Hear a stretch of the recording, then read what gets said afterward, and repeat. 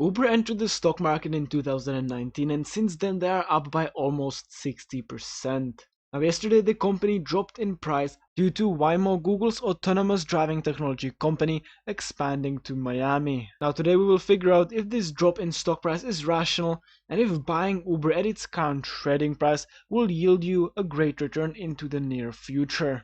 Now to do this, as always, we will use our stock valuation spreadsheet where we will plug in Uber's ticker and wait for all the metrics to show up. Now we can see that Uber currently doesn't pay out any dividends, which is a good thing as a new company they have to direct a lot of their free cash flow into innovation. Now one thing I always look at when evaluating newer companies is the difference between their market cap and their enterprise value, which is essentially debt. Newer companies tend to have unstable profit growth and therefore they are more vulnerable to bankruptcy. Uber has only about $1 billion in debt, which is nothing compared to their enterprise value. Now if you have a look at the 9 pillars, we can see that Uber gets a rating of 6 out of 8 with 2 pillars in the red. Now first I want to address the decreasing shares outstanding. It is quite a common practice for newer companies to sell out shares and therefore this pillar wouldn't really be considered in the red. If we have a closer look at the decreasing shares outstanding, we can see that Uber has been increasing their shares outstanding at a rate of 12.26%, which is completely fine with me as they are a new company and this is a good way to generate the free cash flow they so much need.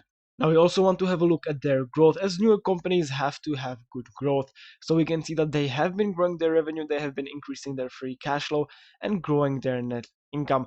But to really understand if they are growing, we have to have a closer look. So first looking at the revenue, we can see that that increased from 13 billion in 2019 to 37.3 billion in 2023. So indeed very good growth in the revenue sector.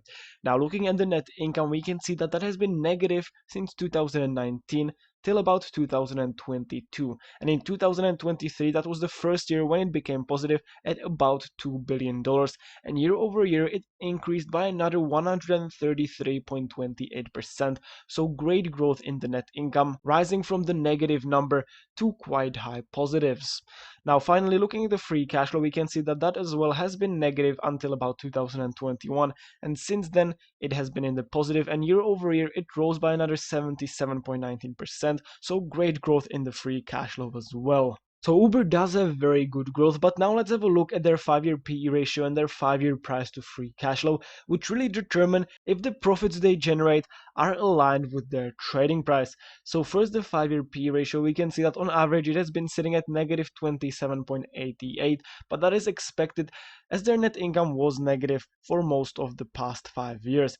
But if we have a closer look at this, we can see that currently it is sitting in the positive. It's sitting at 32.40, which means that investors are paying $32 for $1 of the company's earnings, which for my taste is still a little too expensive, as on average investors pay about $22.50 for $1 of a company's earnings. Now if we have a look at their price to free cash flow, we can see that that is sitting even higher at 41, which means that investors are paying twice as much for $1 of Uber's free cash flow as they would for any other company. So to me, Uber still seems a little expensive compared to their earnings and to their free cash flow. But if they keep growing at the rate that they are currently growing at, I would expect their PE ratio and their price to free cash flow to be in the range we'd like to see within the next 1 to 2 years. Now before we continue, I just want to say these spreadsheets are very useful to both beginner and advanced investors. Whenever you see a company on the internet that interests you, you can simply jump to these spreadsheets, plug in the company's ticker, figure out its intrinsic value and go through the 9-pillar analysis and understand whether it is worth researching this company further to possibly add it to your portfolio, or whether the company is simply not worth your time. And currently we are running a Christmas discount. You can find the discount code in the description. It's a discount for 20%, and if these valuation spreadsheets interest you, you can pick them up right now. Now something we can also look at is the 5-year profit margin, currently sitting at 34.72, which is well in the range we like to see. And finally, the long-term liabilities over the 5-year free cash flow, negative dividends to be below 5. We can see that this is currently sitting in the negative, but that is because of the negative free cash flow for most of the past 5 years. Now what this metric essentially tells us is whether Uber generates enough free cash flow to cover all their long-term liabilities. So we know that in 2024 they generated about $5 billion in free cash flow. So when we multiply that by 5, we get $25 billion in free cash flow over the next 5 years, which is well enough to cover the current long-term liabilities and would give us a ratio of about 0.8, which is well in the range we like to see. So overall, Uber is looking quite good compared to the 9-pillar analysis. They have good revenue growth, good free cash flow growth, and good net income growth. They also have a decent profit margin, they don't have too much debt, and they are selling out shares to generate good free cash flow.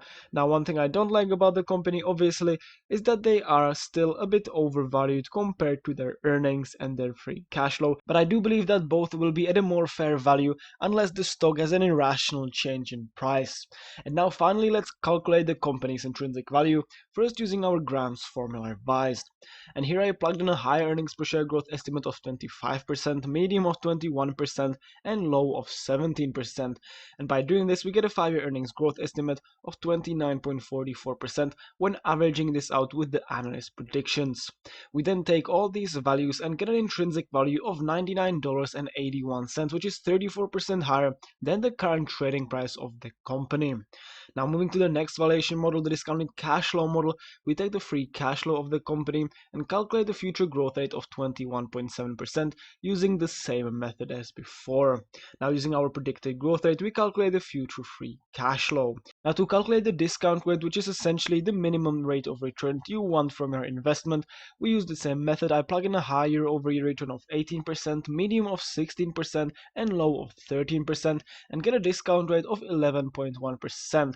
I use this to calculate the present value of that future free cash flow. I then sum all of that up, add cash and cash equivalents, and subtract total debt to get an equity value, which I divide by the shares outstanding and get an intrinsic value of $97.07, again quite a bit higher than the current trading price. Now I also want to compare Uber to two of its competitors, so Lyft and Grab. As we can see, both of these companies currently have negative earnings per share and therefore negative PE ratios. So in its sector and niche, Uber after all might not be so overvalued compared to its earnings as we previously thought. Now obviously we cannot use this valuation model as the intrinsic value comes out negative, so I will remove it for now. Now we also cannot use the dividend discount model as Uber currently doesn't pay out any dividends, so we will jump straight to the ultimate valuation where we will average out the two valuation models based on the earnings, so net income of the company, and based on their free cash flow, and get an intrinsic value of $98.44, which is about 50% higher than the current trading price of the company. And with a margin of safety of 30%, we get an acceptable buy price at $68.91. As we can see, Uber's 9 pillars are looking quite well and they would be considered undervalued. But if you are planning to add this company to your portfolio, you have to do your own research in the backend and figure out whether Uber won't be taken over by autonomous driving vehicles, as self-driving vehicles are currently Uber's biggest competitor and over the next few years might completely change this industry. And with that, if you did enjoy the video, make sure to leave a like and subscribe as it really helps me out.